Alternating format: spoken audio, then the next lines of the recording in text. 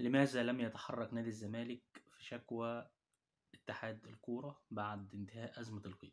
كلنا عارفين إن الزمالك مشكلته في القيد اتحلت الحمد لله على خير.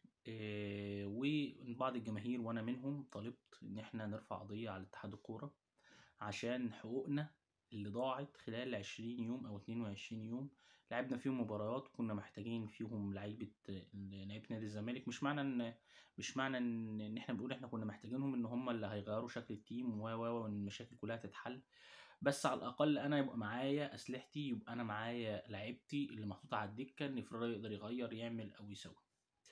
وفي نفس الوقت برضو حفظا لحق رئيس نادي الزمالك، هو في الاول وفي الاخر رغم اعترافنا معاه سواء بالايجاب او السلب هو رئيس نادي الزمالك، هو راح واتحرك وراح اتحاد الكوره وفي الاخر هم محدش عبره ولا حد يتجاوب معاه عشان يحل الازمه دي من يوم 31. واتحلت الازمه امتى؟ يوم 22 بعد ما الزمالك اتحرك دوليا وان هو راح كلم خاطب الفيفا وخاطب الجهات لجنة اللاعبين اللي هي الخاصة بشؤون اللاعبين، وحصل بعض يعني الحاجات اللي الزمالك اتحرك فيها واتحرك فيها متأخر، وان احنا قلنا واللي متابعني واللي شاف فيديوهاتي واتفرج عليها الحمد لله من يوم 1 فبراير ويوم 2 فبراير كتبنا وقلنا يا جماعة الزمالك موقفه سليم، لازم يطلع على الفيفا عشان يخلص موضوع القيد. القيد كده كده هيتأيد، بس المشكلة هيتأيد امتى؟ فانت محتاج اللعيبه دي قبل مباراه افريقيا ومحتاجها في نفس الوقت في الدوري. والله قلنا الكلام ده والفيديوهات موجوده على اليوتيوب ورجعوا لها وشوفوها. الحقيقه بقى والحقيقه المعلومه اللي انا عرفتها ان كان في تعنت غير عادي من اتحاد الكوره ان هم هيخلوا الزمالك يأيد لعيبته بعد ما انتهاء الدوري، بعد ما انتهاء الموسم. مش انتهاء الموسم ان هو في اخر الموسم بعد ما الموسم ينتهي، لا انتهاء الموسم فعليا او اكلينيكيا. يعني ايه كلينيكيا؟ يعني هو هيأيد لك اللعيبه دي بعد مثلا ما يضمن خلاص ان انت ما بقتش تنافس على الدوري. هيأيد لك اللعيبه دي بعد ما خلاص ان انت يتاكدوا ان انت خرجت من افريقيا.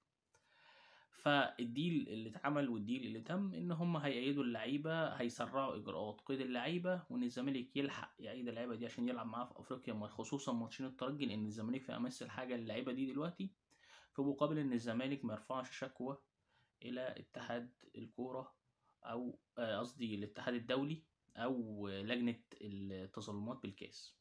ده الديل اللي اتعمل في وسط طبعا الكلام ده كله. طبعا ما ننساش اعلامنا المبجل، اعلام الفشيخ، الاعلام اللي بياخدوا ان اعلام الناس اللي بتطلع تاخد ملايين، شبانه وشوبير والكابتن مهيب عبد الهادي، ملك الحصريات وملك الترندات وملك الاخبار اللي ولا اي علاقه لها بينها، يعني مفيش اي خبر منهم صحيح.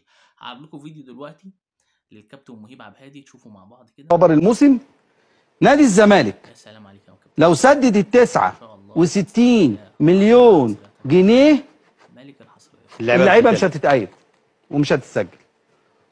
قضي الامر الذي فيه تستفتيان. لا حول ولا قوه الا بالله. المشكله يا جماعه ان هو بيتعامل، لا هو مقتنع تماما ان هو صح وان هو مفيش اي غلطه عليه، مقتنع تماما ان لا انا اللي بجيب الحصريات، انا بجيب الانفرادات، انا وانا وانا وانا وانا وهو في الحقيقه ولا حاجه. بشكركم جدا، انا حبيت ابلغكم المعلومه عشان لو حد في نفسه حاجه يبقى فاهم الدنيا ماشيه ازاي، عشان يبقى الدنيا تبقى الامور واضحه الى حد ما. بشكركم جدا.